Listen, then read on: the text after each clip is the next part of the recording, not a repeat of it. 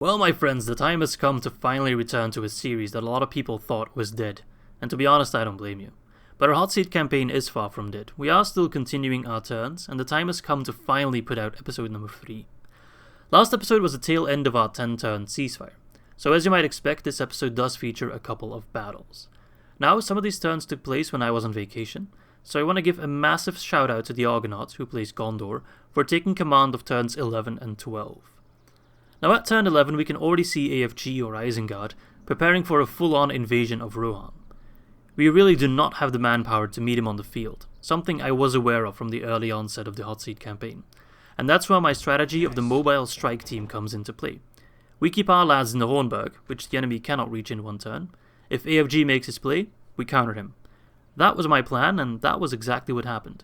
As you can see on turn 12, AFG has gone ahead with this massive invasion, sending in 2 large armies, one to besiege the Fullburg, and one, I assume, to push straight towards Edoras.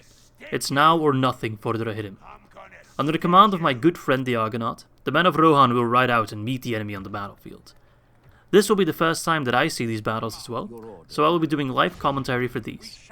I'm very curious to see the Argonaut in action, because, by all means, he is a much better player than I am. Alright, and here we are for the live commentating of the first battle against Isengard.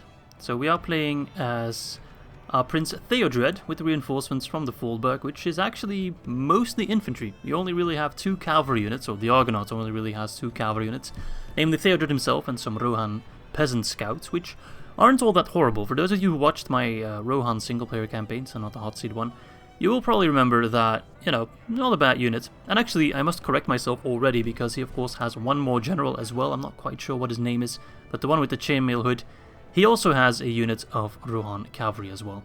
Now, it does seem that a lot of the army that AFG has sent forth, except for the unit of Berserkers that the Argonaut is just pinging there for me. I think he already knew that I was going to do some live commentating over this, so he does highlight a couple of things that will come in handy for me to talk about. But he shouldn't really have any cavalry, with maybe the exception of like a Dunlanding horseman unit, which I'm not sure if this army has. Isengard is, of course, mostly an infantry faction. They do have pikes at the later stage, but seeing as this is only turn 11, we are dealing with pre-barracks event units. So most of the units of Isengard are not all that scary, with the exception of course, units like Berserkers, Archers depending on how you play, and some of the Dunlanding pikemen as well.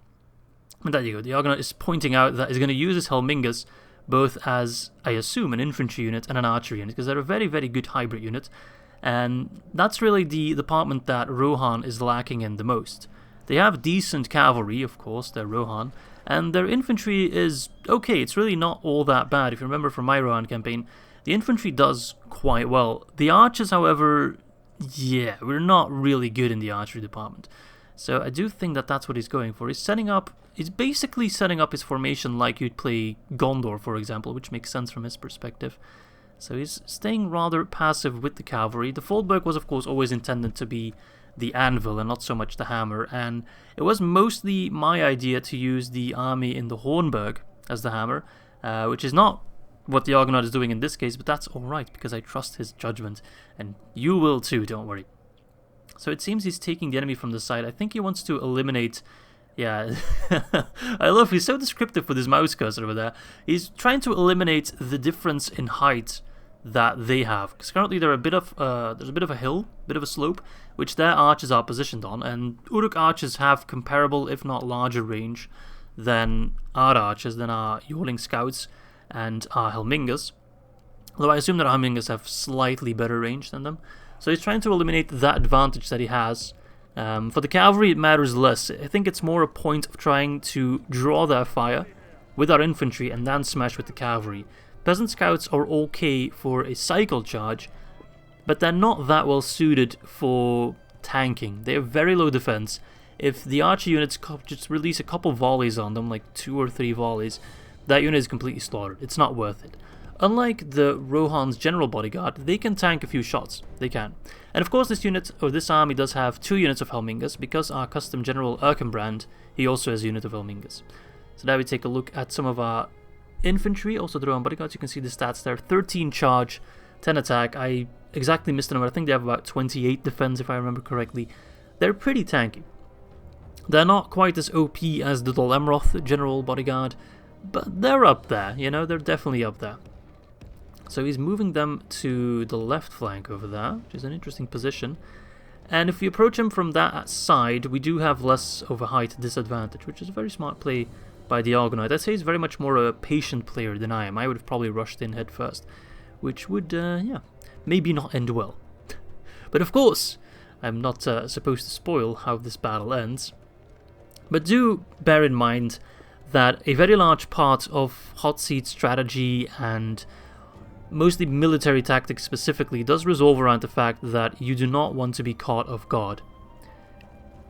Only one of us is at all times allowed or possible to do a manual resolve. For AFG, his army is being controlled by the AI. He's not controlling them himself. This is not a multiplayer battle, which is something that a lot of people still find confusing with Hotseats. But his armies are controlled by the AI. He can position them where he wants on the campaign map, but there is always, and that's just inherent to a Hotseat campaign, a big advantage for the attacker in every battle. Because they are controlled, of course, by you, the player, and I would assume that most people who play Divide and Conquer, although there are exceptions, I'm sure of it, are of course better at it than the AIs. So this is very much still the silence before the storm, which is actually good because it allows me to talk about points like that. We see some of the Bane Guard units over there, which are the core of a pre-barracks event, Isengard. And they're not bad units at all. They're actually really good units, very scary units.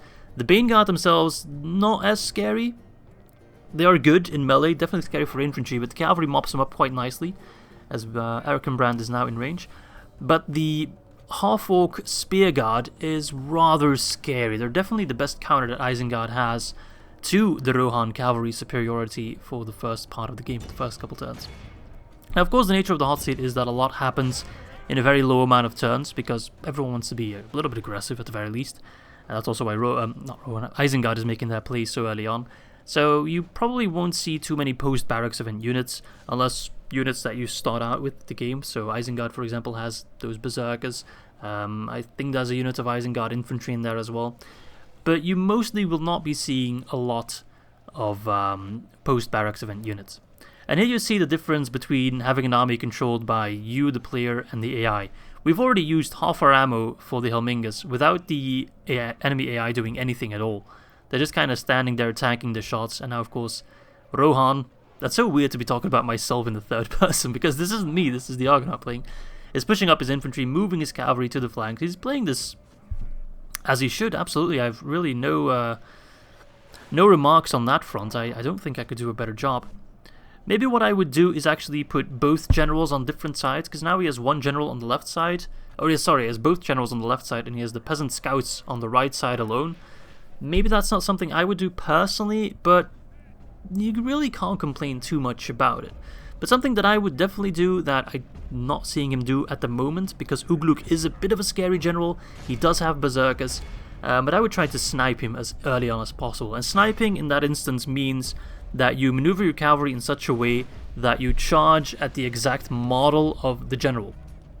So for cavalry, that means you're coming in from your right side or the enemy's left side, because the general is always on the left side of the general's units. And if you strike at that right side or left side, depending on your perspective, on the general's side with a unit like Rohan General Bodyguard, pretty much guaranteed that in 1 or 2 charges, that general, that specific general model, is dead, giving you a massive morale advantage. Now, for Isengard, it doesn't matter as much because most of the Isengard units do have decent morale. And here we see the Argonaut pushing in his lads already a little bit. Still setting up a mostly defensive position. I quite like the way he maneuvers his men. And the AI really doesn't know how to deal with it. I'm not sure, is he trying to assassinate Ugluk now? I'm not quite sure. I do see some clan spearmen over there, which are some Dunlanding spearmen units. Not that scary of a spearman unit. Out of all the spearman units, they're definitely pretty easy to overwhelm.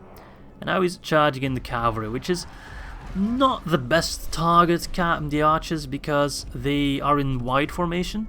And if the unit is in wide formation, they become almost invulnerable to cavalry charges, because most of your horses, your lances, they don't really hit specific models, they just kind of go through it.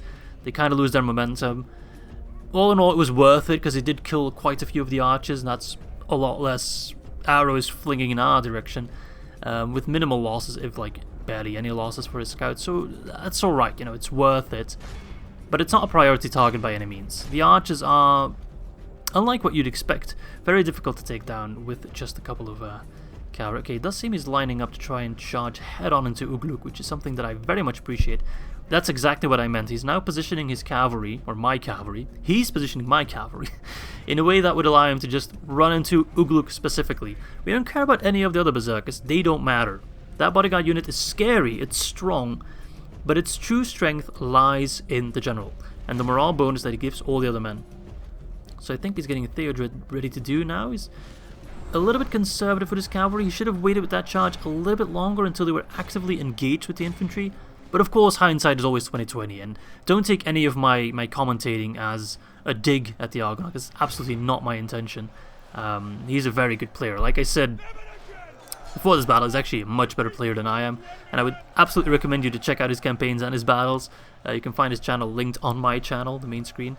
But I would say that I have more experience with Rohan and with cavalry micro at that, so if I can give some pointers, I'll gladly do so. So he didn't go for Ugluk, but that's a much better charge. You see, the infantry at the moment is not moving, whilst with the other charge they were still moving, which makes the impact of the momentum of the cavalry less impactful, if that makes sense. Whereas if you're doing hammer and anvil, the infantry gets smushed from behind, and they have nowhere to push towards. They get knocked around up against a different unit. So you transfer that momentum, that impact, that charge bonus, all the better. There you go, it's another beautiful charge, killing a whole lot more than the previous charge and the one before that as well. So we see he's being rather conservative in a way. He's just doing the very typical hammer and anvil tactics, which works wondrously, don't get me wrong. He's absolutely shitting, if you pardon my French, on the AI because they're incapable of dealing with it. If AFG himself was leading this army and this was a multiplayer battle, it would be a lot more difficult because AFG is a very capable player as well. No doubt he would be able to zone out the cavalry a lot more with spears covering the backs of the infantry, of the Bane Guard for example, but now they're leaving their spears with open rears, and those guys have very low mass, that are very weakly armored units, so they fly around quite a bit. Despite being a spear unit, they really do not enjoy being charged out with cavalry. So things are looking pretty good for us already. Valspower is still having some doubts, but he's smushed up all his infantry against our lines with an exception of maybe 1 or 2 spearman units. So the Argonaut and Rohan by extension, they have a very easy time just kiting the infantry. We don't need to fight any battles we don't want to fight, and that kind of translates, that's the entire idea of the Hotseat campaign as well. You want to strike where you want to strike. You don't want to get caught off guard by the enemy AI or by the enemy player. AI in the case of a battle, player in the case of a Hotseat campaign. You want to pick your battles, and seeing as he has only 1 or 2 infantry units that are currently not fighting anyone, that's only 1 or 2 infantry units that he can try to zone out our cavalry with, which is next to impossible because we move so much quicker than they do. If the infantry is on the right flank, and there we go, general's dead. If their infantry is on the right flank, we can charge on the left flank. And if the infantry tries to move to the left flank, by then we're already back at the right flank and already charging. We move so much quicker than them, especially because they don't have any cavalry. And sometimes you don't need cavalry to kill units, sometimes you need cavalry to buy you time by tying up other cavalry. Now of course that's very, very difficult to do against Rohan because Rohan is flooding with cavalry. Even their shitty peasant units are goddamn cavalry geniuses and they're really, really good. And then we throw some death and glory their way, which is a very strong ability. They're in a tough spot, and this is a relatively easy battle for the Argonaut to take. As you can see with our beautiful green capes, we have a very nice line there. He's sending in the peasant scouts. He should be a little bit more careful with them. They have very, very low defense. I think they only have a total of like 4 or 5 defense, depending on which armor upgrades they have. So you really only want to use them in cycle charges on specific units. You don't want to run them in against the spearman unit, not even a clan spearman unit, which are getting absolutely beat down by the Helmingas. It's a very, very good hybrid unit, very capable in melee. Not sure if that was, I think that was the captain unit, quote unquote, not Erkenbrand himself. Yeah, we're having a very good time, even without the cavalry. I'm not saying we could win with the cavalry, but I'm pretty sure that the Argonaut could have won if he had even only 1 cavalry unit. But we see, despite the general dying, despite Ugluk, I assume it's Ugluk dying, although it might have been another general there. No, shouldn't be another general because that was against the rules, so it should be only Ugluk. Despite his death, the men of Isengard, or quote-unquote men of Isengard are still fighting, you know, pretty head-on, even with getting charged in the rear. They don't care. Their morale is pretty high, especially for pre-barracks event units. So routing Isengard is not something easy to pull off. You can pull it off, it is possible, but all in all, you're going to have a very hard time doing it. There you go. And I was just mopping up the archers there. They're pretty much down to the last lads. They might end up routing. Of course, what I just said earlier about archers being in wide formation and them not being an easy target for cavalry doesn't wholly apply when you're doing cav sandwich attacks. And for those of you who don't know what cav sandwich is, it's basically when you charge 2 cavalry units at the same time on a lone infantry or cavalry unit, on a lone unit. So you have a sandwich, and the enemy is your spread, that's your chocolate spread, and then you are the bread, and you just smush the enemy between 2 units of cavalry. And that does massive amounts of damage to the unit in terms of killing them. And there goes, I believe, the captain. I don't think any generals died there. But that's very devastating for the unit as a whole, just to kill them. But also for their morale, it's absolutely, you know, massive, massive debuff for the enemy morale. So that's very important, very good tactics to use against those kind of units that you otherwise have a very hard time striking against. It can also be used against pikemen, for example. You'll lose a lot more cavalry in that movement, but it's a lot better than using lone charges, you know, single charges from a single cavalry unit. The cav sandwich is the way to go. And I'm sure most of you are watching are very familiar with the cav sandwich and are getting very, very fond memories. And as do I.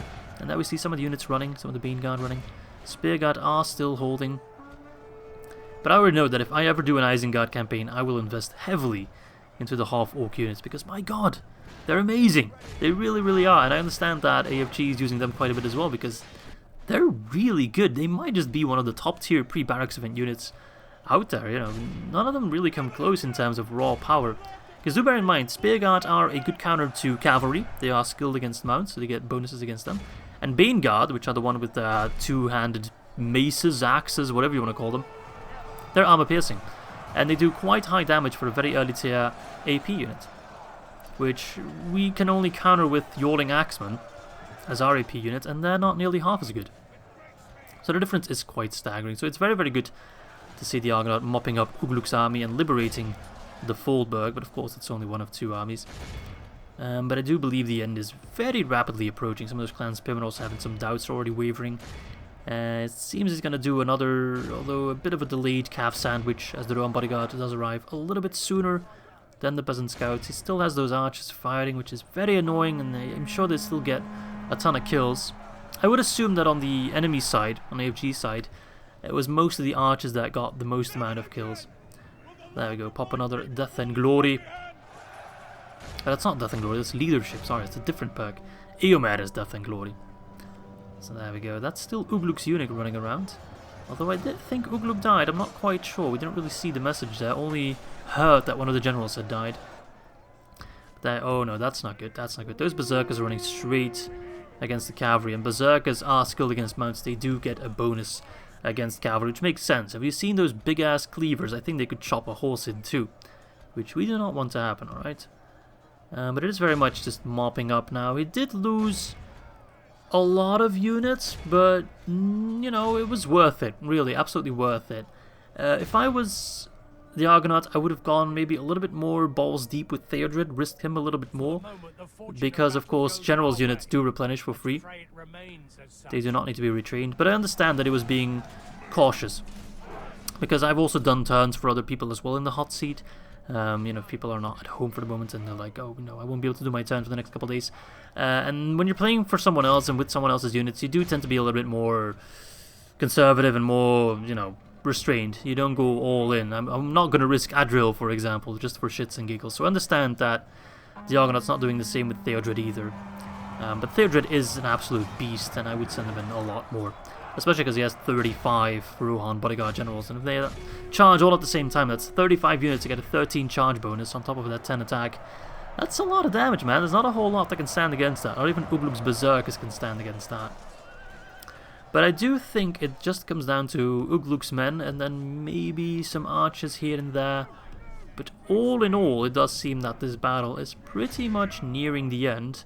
And I would assume that those archers would start running soon, although those infantry are also still standing. Our men have fought long and are becoming tired. In a way, we don't really get too much benefit or, negative perks from the fact that we probably won't be running into the barracks events for most of the battles or most of the war in the hot seat. Because, our pre-barracks event units are already really good. Rohirrim is really good. Rohirrim horse archers are really good. Ered skirmishers, they're all really good units.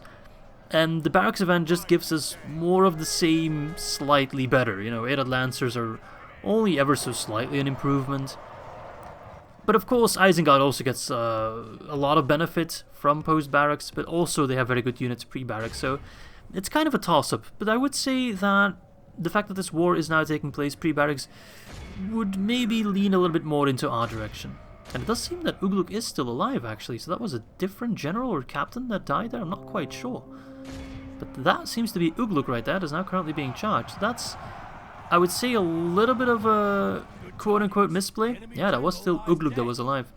I would have definitely tried and killed him earlier. That would have done a lot of difference. Yeah, there's Ugluk. The Argonaut's very happy with that. You can see the mouse spinning around like crazy. He's very satisfied with that result, and I don't blame him one bit.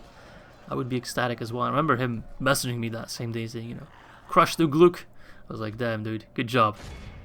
There we go, he's just mopping up. But that is pretty much the end of it all. It's just the last berserker there. And that is the end of the battle. So now we come to the results as the men cheer on. Great job, man, great job. Massive props to the men of Rohan and also, of course, the Argonaut. And there we go. We have lost just under 700 units, but we killed easily double our numbers. And there we see just the amount of kills by the cavalry units is completely out of proportions compared to the other units, although I must give recommendations to the Ered swordsman getting 238 kills. Alright, that was that battle, now let's move on to the next one. Alright, and that is the first battle taken care of. Despite losing Erkenbrand in the process, we did manage to also kill Ugluk and rout out the entire army. Now we see the Argonaut assembling whatever scraps he can scrounge up at the Foldburg to assist Eomer in attacking the last Isengard army under command of Saruman. As the Masters of Rohan ride out together to rid these lands of the pestilence of the traitor Saruman, I will gladly see you all back on the battlefield. Alright, and here we have the army under the command of Saruman trying to, I assume, push towards Edoras. But he will be in big trouble, because he's being caught off guard by the army that was preparing from the very get-go of the Hotseat Campaign. The army under the command of Eomer, who has his custom bodyguard unit for Riders of the Fold. And this is just a whole lot of a better army than the one that Theodred had to use, although Theodred is joining this one as well, but there's just a lot more strong-ass cavalry in this army, and it seems that AFG also tried to bring forth some cavalry, but in the words of the Argonaut, their hooves go clippity-cloppity, clippity-cloppity, but our hooves go stomp, stomp, stomp. So they stand absolutely no chance against us, and the Dunlending Horsemen is just really quickly taken care of. And at that point, Saruman is in deep shit, and I'm sure he realizes it as well. Despite being controlled by the AI and just by definition being absolutely stupid, he will still realize that, based on the fact that we have so many horses at our command, including Riders of the Fold, custom general bodyguard units, 2 units of peasant scouts, 3 units of horse archers, and 2 units of Rohirrim, just straight up Rohirrim. They don't need any titles or any monikers, just Rohirrim. Plus, of course, Theodred and his unit of 36 Rohan generals bodyguard. He's in deep trouble. No matter what kind of units you bring forth at that point. I know that Saruman himself has a Guard of the Orthanc unit, and he does have some archers and reavers and plenty of Uruks and half-orcs and all that kind of jazz. At that point, it becomes a very, very difficult fight, as your Dunlending Horsemen are crippled, which is the only unit that could ever, try to keep us busy. Now we have complete maneuverability over the battlefield. It's like having 10 soldiers fighting against 5 tanks. We have the speed, we have the maneuverability, we have the firepower, we have everything. We have a Bugatti's worth of horsepower, and they have nothing. They have a little De Chevaux Citroën, They got nothing. They're screwed.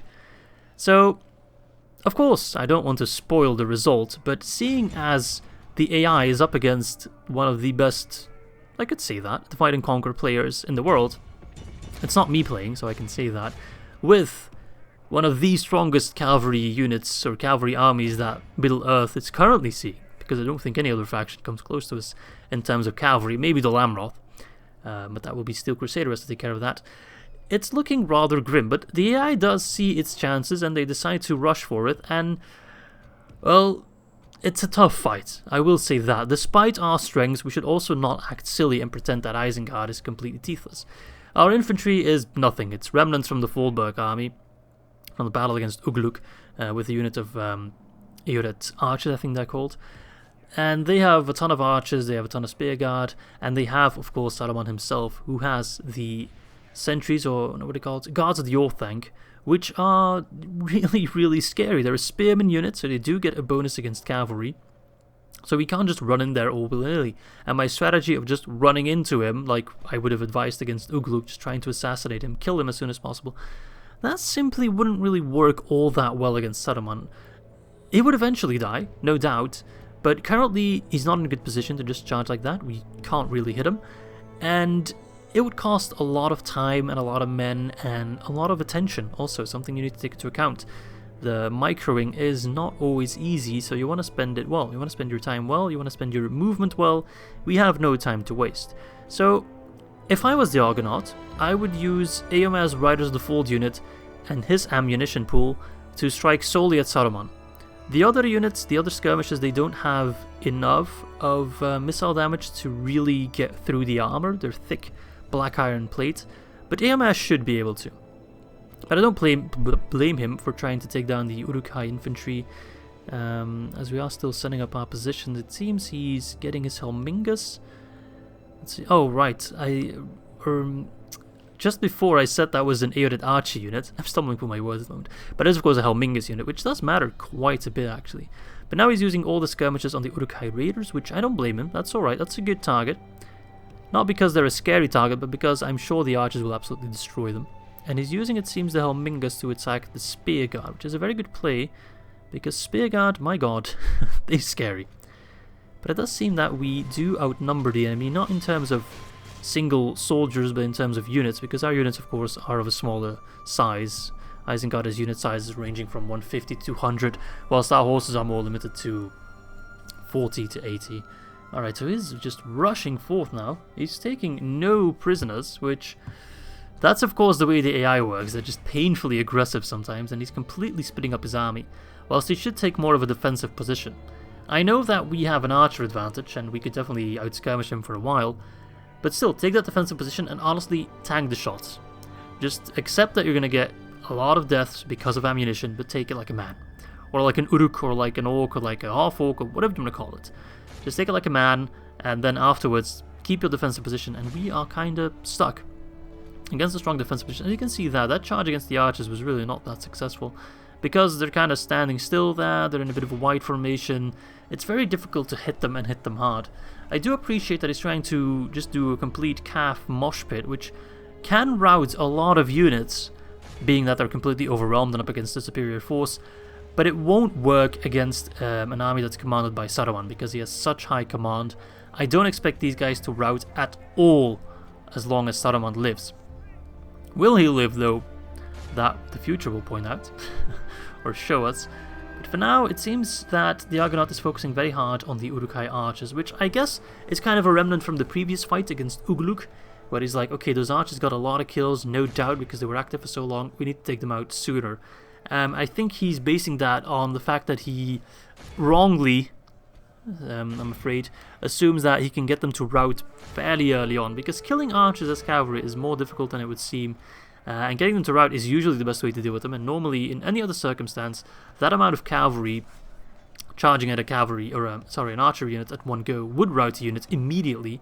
But in this case, under the command of Saruman, and of course his very powerful voice, which does compel the Uruks to keep fighting, they're not going to rout anytime soon. So it does seem he's just going for the pretty typical, pretty average, standard hammer and anvil attacks, which is honestly the best thing to do right now. I very much agree with that choice. Just set up a line of your infantry, even if you have, a way inferior infantry force, keep them busy, lock them in a position. Now he's charging Saruman, which is a very brave move. He is hitting him. I saw some of those lances absolutely smashing Saruman himself. We're spamming the leadership and the death and glory for wrath and for ruin, men of Rohan, but will they be successful? Like I said, a simple cav charge will not take down Saruman in one go. I was about to eat my words because I thought the announcer was going to announce Saruman's death, but that's not the case. I was about to, don't tell me he died in one charge, because Saruman, he cannot die in one charge. He has a buttload of hit points, which makes sense, he is an Istari after all, he's a Maya. So he's not going to die anytime soon. But I must say that was a good charge. I didn't expect it to hit the model of Mr. Saruman himself all that much, but it did hit him, and I think it also killed some of the guards of the Orthanc, which is an absolute win. The peasant scouts on their own could absolutely not damage the guards of the Orthanc, but the Rohan bodyguard does have enough of a punch. The lances are more than powerful enough to do at least some damage to those units. Alright, so it does seem that he's relying a lot on his infantry to keep the enemy busy, because he's still using his cavalry to prioritize some of the archers, which not sure how well of a play that is, as I accidentally tapped my microphone, for which I apologize. But it seems to be working out for the most part. The mass power has changed quite a bit in favor of Rohan, of us, and you can see, yeah, he's pointing it out as well, that the wizard Saruman is already pretty bloodied up, not having the best time. I think he envisioned his conquest of Rohan a little bit differently than being absolutely destroyed by some peasants on horses. But then again, as you can remember from my Rohan single-player campaign, that is pretty much how most Sarumans seem to come to their end. Killed by peasants. But we'll see, of course. I don't want to toot my own horn too early, nor toot the Argonaut's horn too early, but seeing as there are only 3 guards of the Orthanc remaining, and there's another cavalry charge coming in from Theodred. Oh, and there's a beautiful calf sandwich. That was beautiful, but it seems that Saruman survived that one as well. Just to, again, just kind of showcase how tanky he is. He's one of the more tanky generals in the entire game. I think only like Sauron or the Witch King themselves come close to just how many hit points Mr. Saruman has. But he's not dead yet, and as long as he lives, the rest of the army will keep fighting to the death. Make no mistakes about that. Alright, he really should be pulling out that cavalry and doing a cycle charge. Keeping them in prolonged combat against Saruman is not really gonna work out, I think, because the amount of damage we deal is simply too low. And it seems the Argonaut realizes that now. And of course, it's easy for me to criticize him because he's also focusing on other stuff. But it does seem that he realizes that he needs to do another charge, because otherwise the load... Oh, it seems another one of the guard in hand actually survived. The last bodyguard of Sauron. Or Saruman, excuse me, not Sauron. Saruman. Another charge. And there we go, that is Saruman dead, killed by Prince Theodred. Oh, look at that, the irony. And immediately, the Uruk start fleeing. Because they have, of course, lost Saruman, they've lost Ugluk before, they're running out of leadership really damn quickly. Some of them are fighting to the death, going a bit berserk at the sight of the dead Istari, their dead leader, but at that point, it is really grim, I must say, and I would not want to be in AFG's shoes. I can only imagine what he must go through when he starts his turn 12 and he sees that both Ugluk and Saruman's armies got completely crushed. He's like, oh, Izzy's on a vacation, he can't command or hit him himself, and he'll get to get that imposter, that pretender of Gondor, sorry Argonaut, Denethor, to lead his men. It's not going to work out, because where was Gondor when the Westfold fell? Well, Gondor was right the fuck here. They were right the fuck here, killing Saruman, so very, very good job. Massive props to the Argonaut for achieving this victory. The foe is utterly vanquished. It just boils down to a couple of running units. But I think it is over, and there we go. With just 318 deaths, we have killed 5 times its numbers. There we go, lots of kills by the Riders of the Fold, topping the charts there. A very heroic victory, and a very good job by Mr. Argonaut. And with those 2 key victories, the first proxy war of the Hotseat Campaign is effectively over. After losing both Saruman and Ugluk and their respective armies, the commander of Isengard, AFG, had quickly run out of options to try and defeat me. Now, seeing as I didn't want to immediately delete a player from the Hotseat game, I decided to be lenient on Luin, the new leader of Isengard, and allow them to live in exchange for certain concessions. There would be an official ceasefire between Rohan and Isengard, as well as trade rights, and Isengard would also have to surrender the lands of Derwath. Isengard would also not be allowed to pursue any military targets across the River Isen. In exchange, Rohan will not attack Argonaut, and will instead help Luin rout out our new common enemy, the Dunlanding Hordes. And with that, we are basically at the end of our 3rd episode of the Hotseat Campaign. Now you might be wondering what comes next. Well, after providing some moral support to our allies, and intimidating our enemies, the time has come for Rohan to serve as a beacon of hope once more. Again, we have crushed Isengard and shown the rest of Middle-earth that this evil is not insurmountable. We can win. And to prove that, the armies of Rohan shall ride south once more, to assist the men of Gondor and Amroth in crushing the evil that befouls their lands. For Theolingas, and I'll see you all very, very soon.